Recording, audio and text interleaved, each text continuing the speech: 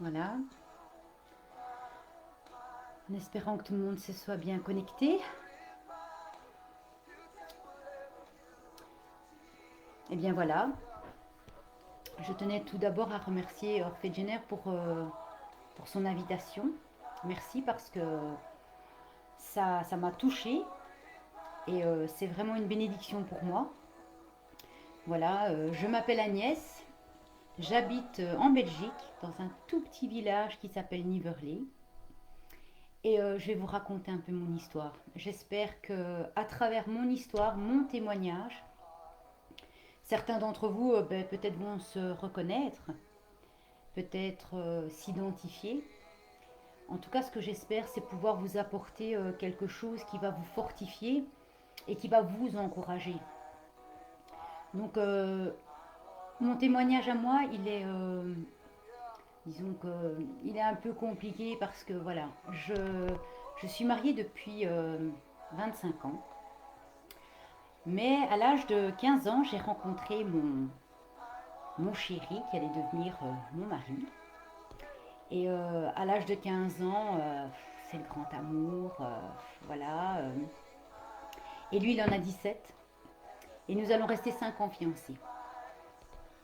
Pendant ces 5 ans de fiançailles, ben, on prépare, on est heureux, on se projette dans une vie de couple. Puis le grand jour arrive, on se marie, j'ai 20 ans, il en a 22. Euh, je suis catholique.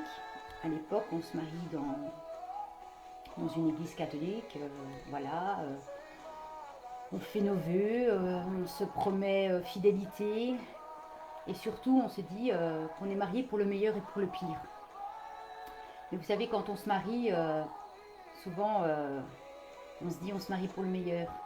Mais on ne pense pas au pire. Eh bien, moi, le pire est arrivé. Au bout de quelques années, mon mariage s'est un peu dégradé, non pas parce que il nous manquait des choses ou quoi que ce soit.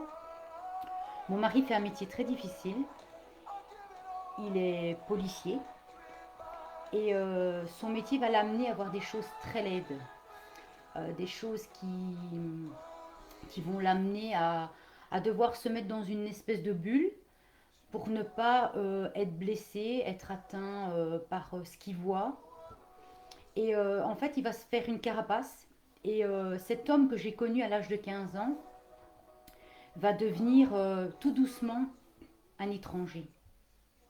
Il y aura de l'amour, mais ça ne sera plus cet homme, ce garçon que j'ai connu à l'âge de mes 15 ans. Et il va se passer que nous allons avoir 2 enfants pendant cette période-là. Donc voilà, on devient parents et tout, voilà. Et notre deuxième enfant, Carla, qui a aujourd'hui 17 ans, notre fils aîné en a 22, Hugo. Notre petite fille Carla, à l'âge de 2 mois et demi, tombe malade et est atteinte d'une leucémie. Ça a été le coup de grâce parce que Pascal, mon mari, pour lui, ça a été une explosion. C'était un plus. Il voyait déjà des choses très horribles dans son travail, mais en plus de savoir sa petite fille malade, pour lui, ça a été. Et je me souviens à l'époque, j'ai crié à Dieu, tout en étant catholique. Hein, j'ai crié à Dieu, j'ai dit Seigneur, ne me la prends pas. Ne me la prends pas, je ne pourrais pas le supporter. Et en fait, il s'est avéré que mon cri est monté. Mon cri de maman est monté jusqu'au trône de la grâce de Dieu. Et ma fille Carla a été guérie en 2 jours. Pour les médecins, c'est une auto-immunité. Pour moi, c'est la main de Dieu, c'est un miracle. Et je me souviens, le médecin a même dit, a même fait une réflexion qui était un petit peu surprenante. Il m'a dit, si tout le monde était comme vous, madame, je serais au chômage. Et là, je me suis dit, waouh. Et donc, Pascal a sombré dans une profonde dépression qui l'a amené à un arrêt total de travail. Moi, je continuais à tenir la barque, hein. Bon, je travaillais, j'étais responsable dans un magasin. Quand on est responsable, on n'a pas le droit d'arriver à son travail avec le poids du monde sur ses épaules, hein. Donc, et j'allais travailler, mais vraiment le cœur lourd, parce que chaque fois que je quittais ma maison, mon mari me disait, je vais aller me tuer. Je vais finir par me suicider. Et pour moi, ça a été la chose la plus angoissante qu'une femme peut vivre, c'est de savoir si quand elle va pousser la porte de sa maison, eh bien, elle va trouver son mari qui se soit suicidé. Et un jour, à mon travail, on a eu besoin d'une vendeuse. Et il y a une jeune fille qui avait pris une pause carrière et bien, elle est revenue. Et figurez-vous que cette jeune fille, si elle m'écoute, elle va se reconnaître, elle s'appelle Claudia. C'était la fille d'un pasteur. Et Claudia, quand elle a commencé à travailler avec moi, je voyais bien qu'elle m'observait beaucoup. Je me disais peut-être que, bon, étant donné que j'étais responsable, elle essayait de me cerner, elle essayait de voir comment j'étais, le caractère que j'avais. Enfin. Et un jour, elle est venue vers moi, on était toutes seules, et elle m'a dit, tu sais, Dieu t'aime, et on voit que tu es malheureuse. Et là, ça a été pour moi à la fois une délivrance de pouvoir dire, je vais pouvoir en parler, mais à la fois j'étais un peu intimidée parce que je me dis, comment est-ce qu'elle sait que moi je suis pas bien. Et puis je lui ai dit, voilà, écoute, je suis mariée à un homme formidable. Le problème, c'est que la maladie a pris le dessus. Et à tout moment, je peux perdre mon mari. À tout moment, je peux me retrouver veuve et maman de 2 enfants qui allaient être orphelins de père. Et elle me dit, cette femme qui ne connaît pas mon mari, me dit, tu sais, je suis fille de pasteur et je vais prier pour ton mari. Je vais le porter dans ma prière. Et je me suis dit, wow, cette femme ne connaît pas mon mari, je viens de la rencontrer depuis peu, on travaille ensemble, on n'étale pas notre vie privée l'une et l'autre, parce que bon, ben, on est dans le commerce, hein, vous savez. Et elle dit qu'elle va prier pour mon mari. J'ai été touchée parce que je me suis dit, waouh, et elle va intercéder. Elle va intercéder pour mon mari. Et pendant cette période, eh bien évidemment, ma famille, ma famille s'inquiète, mes parents s'inquiètent, la famille de mon mari s'inquiète. Mais ce qui est surprenant, c'est que ma famille, au lieu de me soutenir à rester avec mon mari, et là je peux vous dire qu'il se passe à peu près il y a 9 ans que Pascal et moi sommes ensemble et sommes mariés 4-5 ans. Et il va se passer quelque chose d'incroyable, c'est que ce garçon qu'ils ont quasiment vu grandir va devenir un étranger pour eux. Mes parents vont me pousser à divorcer, vont m'inciter à divorcer. Des amis vont me dire que je mérite mieux, que je suis une... je vous dis ce qu'ils me disent, hein, je suis une jolie femme, je mérite d'être heureuse dans la vie, j'ai toute la vie devant moi. Et ils vont me pousser à laisser tomber mon mari. Du côté de mon mari, bien, il souffre parce que ma belle-mère, ben, elle voit son fils qui est pas bien du tout. Elle voit sa belle-fille qu'elle a connue à l'âge de 15 ans, qui est pas bien. Elle voit qu'il y a 2 petits-enfants derrière. Et puis voilà. Et il va se passer que, eh bien, je vais avoir la tête assez pleine. Je vais être déstabilisée. Parce que d'un côté, je suis tiraillée par ma famille qui me dit de le laisser. Et de l'autre côté, il y a une partie de moi qui me dit que je dois rester, que je dois l'aider, que je ne dois pas regarder seulement ma petite personne, mais que je dois me me faire forte pour lui. Et il y a une phrase que Claudia va me dire qui m'a aussi chamboulée. Elle va me dire, tu sais, Agnès, ce que Dieu a lié sur terre doit rester lié dans les cieux. Et quand tu t'es mariée, ben, tu t'es lié à un homme. Et si, et si tu tiens le coup, ton mariage sera sauvé, mais en plus, vous allez vivre éternellement. Je ne comprends pas trop ce qu'elle me dit parce que je suis catholique à la base et chez les catholiques, quand on va à l'église, on ne parle pas de tout ça. On ne parle pas de la vie éternelle, on ne parle pas de ce que Dieu a lié sur terre et tout. Pour moi, c'est un petit peu flou. Et ce qu'elle va faire, cette fille, c'est elle va m'inviter à aller à l'église. Elle va me dire, écoute, viens, viens et tu verras, il y a des gens qui vont te soutenir et Dieu va te montrer à quel point il tient à toi, mais à quel point il tient encore plus à ton mari.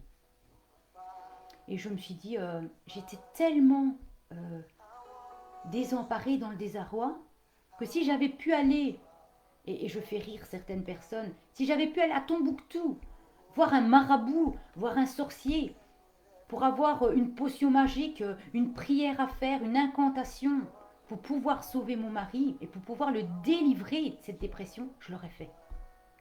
Je l'aurais fait.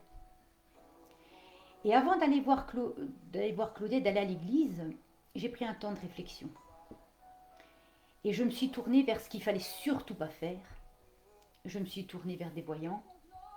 Je me suis tournée vers des magnétiseurs, vers des gens qui tiraient les cartes. J'avais tellement envie d'entendre des choses, que mon mari allait aller bien, qu'il allait être guéri, que tout allait se passer dans le meilleur des mondes. Eh bien, rien de tout ça. Rien de tout ça. La seule chose qu'on médite une fois, c'est euh, je vois qu'il y a l'uniforme autour de vous et que vous allez être veuve. Mais je vois aussi qu'il y a encore un uniforme autour de vous et il y a un homme qui va vous rendre heureuse. Et bon, voilà, c'est resté comme ça. Et puis je suis partie. Et quand mon temps de réflexion a été terminé et que je me suis sentie prête, je suis allée à l'église. J'ai dit à Pascal, écoute, on m'a invitée.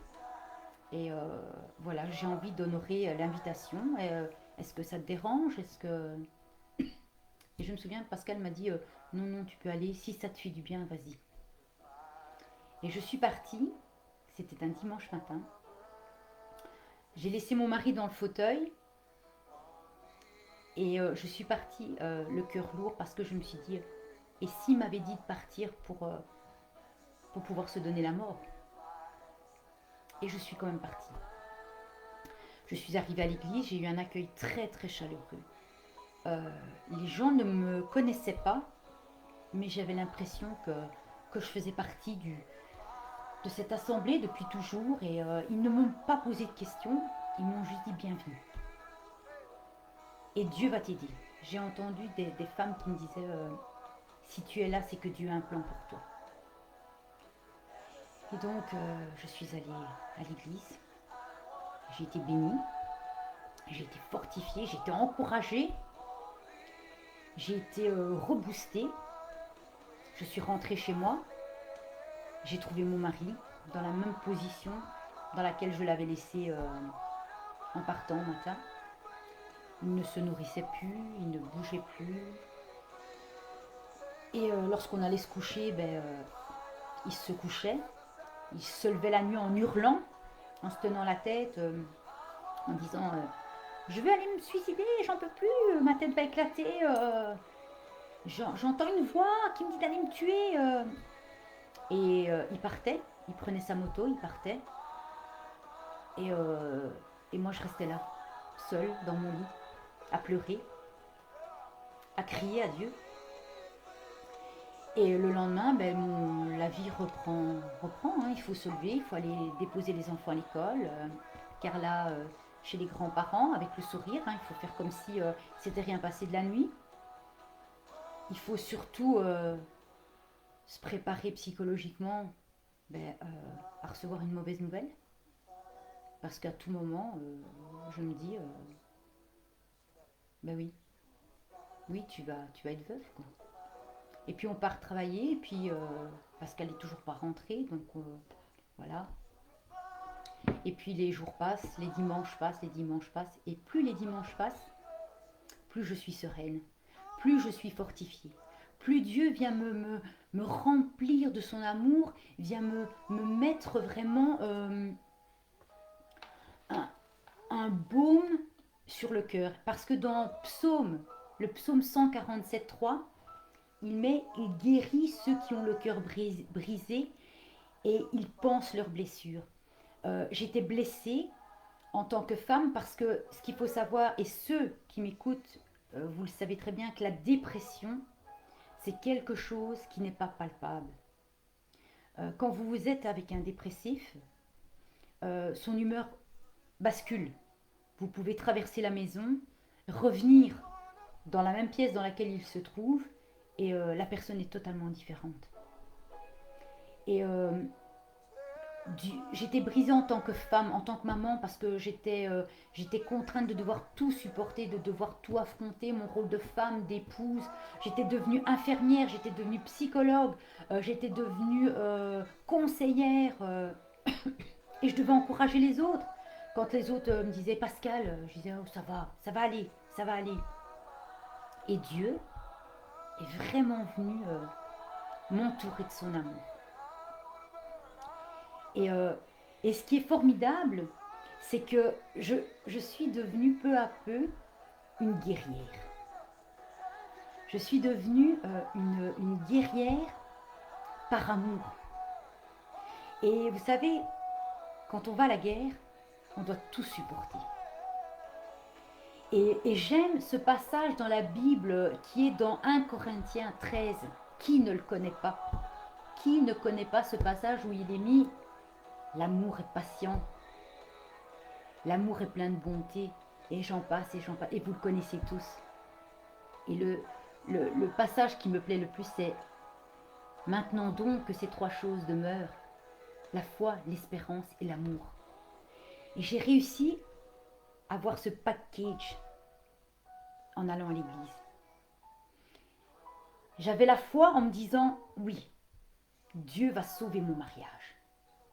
J'avais l'espérance de me dire, allez, tout est oublié, on va repartir, on va revivre des moments merveilleux ensemble. Et j'avais l'amour. Parce qu'un jour, quand mon mari a été guéri, et là j'ai sauté un petit passage, donc je suis allée plusieurs fois à l'église, et puis un jour mon mari est venu à l'église. Et le pasteur fait un appel et il dit, si quelqu'un veut s'avancer pour qu'on prie pour lui, qu'il vienne. J'avais ma tête baissée et je me dis, moi je vais venir Seigneur, mais lui je crois pas qu'il va se lever. Et en fait, il s'est levé, il est allé, et instantanément, la dépression est partie. C'est un miracle. Le pasteur l'a dit, c'est un miracle. Il s'est passé un miracle dans la vie de cet homme. Il s'est passé un miracle dans la vie de cette famille. Et à partir de ce jour, mon mari a commencé à venir à l'église. Il s'est investi dans l'église. Quand je rentrais à la maison, parce qu'il était quand même en arrêt de travail, je le trouvais, il lisait sa Bible. Il me disait, tu sais, j'ai lu ça, il y avait ça. Et tu sais, la première fois que je suis venue, quand le pasteur a demandé qu'on s'avance, le pasteur parlait, j'avais l'impression qu'il était en train de raconter ma vie. Et à chaque fois qu'il lisait sa Bible, il me disait, je pleure comme un enfant, parce que je me rends compte à quel point Dieu m'aime et à quel point Dieu m'attendait. Mais ce qui est merveilleux, c'est que Dieu l'attendait, mais Dieu m'attendait aussi. Attendait ma famille, mes enfants. Et ce que j'ai envie de vous dire, c'est que il y a certainement là, derrière cet écran, des femmes, des hommes, qui peut-être vivaient avec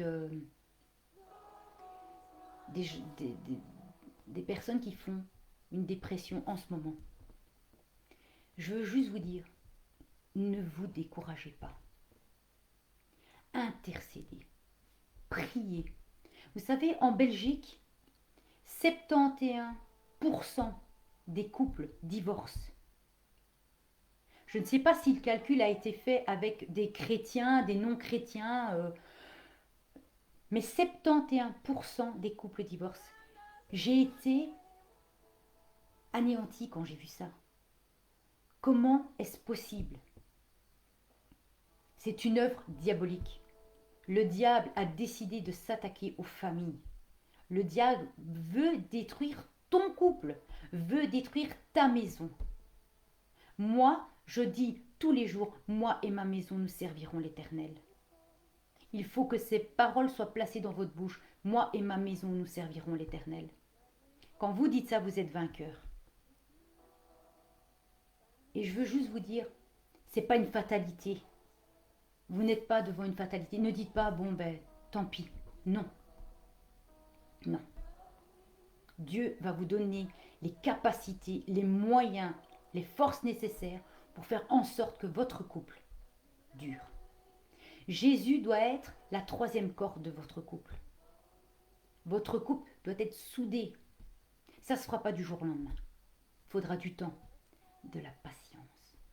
Parce que le mot patience, c'est un mot souvent que oh, je suis patiente. Oui, mais pas trop. Hein. On apprend à être patient. Parfois dans le silence. Parce que parfois il faut juste faire silence. Vous ne pouvez pas combattre toujours avec la langue. Mais parfois il faut combattre avec le silence. Il m'est arrivé d'avoir des moments de silence et de dire Seigneur, c'est toi qui fais. Et j'ai vu la main de Dieu. Alors aujourd'hui, tu vas peut-être être conseillé par un parent qui voudra peut-être du bien, te voudra peut-être du bien en te disant t'es une fille bien, t'es un homme bien, elle te mérite pas, il te mérite pas. C'est par toi, c'est la meilleure chose, tu vivras en paix, tu seras tranquille. C'est pas vrai. Eux, ils vous voient souffrir et ils pensent que c'est ça la solution. Non. La solution, c'est Jésus. La solution, c'est Dieu. Jésus a fait un miracle dans ma vie. Et je sais qu'aujourd'hui, il va faire un miracle dans la tienne. Le témoignage que je suis en train de vous porter, ça a été quelque chose qui n'était pas facile pour moi parce que quand Orphée Jenner m'a dit voilà, tu vas apporter quelque chose, et je me suis dit mais apporter quoi? Mais qu'est-ce que je pouvais apporter de mieux que mon vécu, mon expérience? Alors je voudrais te dire, aujourd'hui, je suis la preuve vivante qu'un mariage n'est pas perdu. Que ce soit face à la maladie, face à l'adultère, face à la maltraitance psychologique ou physique. Place ton mari au trône de la grâce de Dieu. Place ta femme au trône de la grâce de Dieu. Dieu peut changer un cœur de pierre en un cœur de chair. Dieu peut tout faire, peut tout transformer. Ce qui est merveilleux aujourd'hui, c'est que on va à l'église ensemble, on loue le Seigneur ensemble, on est amené à faire des choses qu'on ne faisait même pas avant d'être chrétien. On prend du temps l'un pour l'autre, on se chamaille encore. Ça, il n'y a pas de problème. Des disputes, il y en aura encore. Des malentendus, il y en aura encore. Mais la parole de Dieu dit, ne pas te coucher sur la colère. Et même si c'est dur, même si c'est difficile, même si quand la bouche de ton mari ou de ta femme te dit des choses, sache que ce n'est pas lui qui parle. C'est celui qui veut détruire ton couple qui parle. J'ai toujours dit à certaines femmes, parce que maintenant je suis amenée à faire des réunions de femmes chez moi, à encourager certaines femmes, et j'ai toujours dit à certaines femmes, mais Comment est-ce possible que au tout début de votre mariage, et vous allez vous reconnaître, quand on achète sa première maison, quand on se marie, et que le mari part travailler, il y a, il y a sa veste qui est restée sur la chaise, il a laissé traîner l'essuie dans la salle de bain par terre au lieu de le mettre sécher. Et quand vous allez, vous faites oh, c'est bien, on vit ensemble maintenant. Ces, ces petites choses qui traînent sont la preuve qu'il est là, il est dans la maison, on est sous le même toit. Avant, c'était peut-être sa maman qui débarrassait, maintenant c'est moi. Et on aime ces petites choses-là parce que ces petites choses-là nous rappellent qu'on est ensemble, on vit ensemble, on est sous le même toit. Puis les années passent. Et ces petites choses qui nous faisaient faire que on était contente, elles nous horripilent. On ne supporte plus. On ne supporte plus de voir sa veste traîner, son essuie par terre. Pourquoi? Qu'est-ce qu'il y a eu qui a fait que? Pourquoi? Est-ce que tu t'es lassé? Est-ce que l'amour avec un grand A est devenu l'amour avec un petit A? Est-ce que supporter ces petites choses-là est devenu pour toi l'insupportable? J'aime ce passage qui dit quand on se marie pour le meilleur et pour le pire. Et souvent on a tendance d'oublier le pire. Le pire, ça peut être, comme je disais, la maltraitance psychologique, physique. Le pire, ça peut être la maladie, comme je l'ai vécu. Parce que quand vous avez quelqu'un de malade devant vous et qui crie, et que vous n'avez même pas les moyens de l'aider, de le soulager, ça fait mal. Ça vous rend impuissant, mais en plus ça vous détruit de l'intérieur parce que vous vous dites je ne sers à rien. Je n'arrive même pas à le soulager. Alors aujourd'hui, j'ai envie de te dire, si tu veux qu'on prie pour toi, si tu veux que ton couple marche, fonctionne, trouve-toi une personne. Je dis bien, trouve-toi une personne, une intercesseuse si c'est une femme, un intercesseur si c'est un homme. Trouve-toi un homme et une femme de prière qui va intercéder avec toi, qui va te porter au trône de la grâce de Dieu. Et pas qui va te dire, quitte ton mari, c'est par toi. Non, trouve-toi quelqu'un qui pourra garder le secret que tu partageras avec lui. Parce qu'il y a des choses que tu devras dire. Parce que ce sera trop lourd à porter. Alors je t'encourage de t'équiper avec soit un frère ou une sœur, comme je viens de te dire, ou même avec ton pasteur. Ou ta pasteur, combien ces hommes de Dieu peuvent t'aider, peuvent aider ton couple. Lis la parole de Dieu. Qu'elle te soit quelque chose qui te nourrit, qu'elle te fortifie chaque jour. Je t'encourage à le faire. Lis des livres de témoignages de femmes, d'hommes, de Dieu qui sont passés aussi par des choses difficiles. Parce que je sais qu'il y a des hommes et des femmes de Dieu qui passent aussi par des difficultés dans leur couple. Parce que le diable, il ne va pas les laisser tranquilles. Le diable ne te laissera pas tranquille. Mais c'est qu'il ne sait pas, c'est que Jésus a remporté la victoire sur la croix. Tout a été accompli. Tu es victorieuse au nom de Jésus. Tu es victorieux au nom de Jésus. Aujourd'hui, tu dois le proclamer. J'ai la victoire au nom de Jésus. Ma maison sera une maison de paix, d'amour. Ma maison est couverte par le sang de Jésus. Une goutte du sang de Jésus. Et les démons tremblent. Les démons tremblent. J'aurais tellement envie de vous prendre un par un. Je ne sais pas combien vous êtes derrière l'écran. Mais ce que je peux vous dire, c'est que j'ai de l'amour pour vous, de la compassion. Et que que vraiment, ne vous laissez pas manger par l'ennemi de notre âme. Aujourd'hui, ce qui est merveilleux, c'est que mon mari et moi, nous avons un projet que Dieu a placé sur notre cœur. Et en fait, nous avons déménagé il y a 2 ans d'ici. Je vous fais un petit truc vite fait comme ça. Nous avions envie de déménager dans le sud de la France. Ah, les palmiers, le soleil. Vous savez, moi je suis sicilienne. Hein. Le soleil pour moi c'est... Et vous, si vous êtes en Afrique, vous savez que le soleil, c'est la base. Et nous avons cherché pendant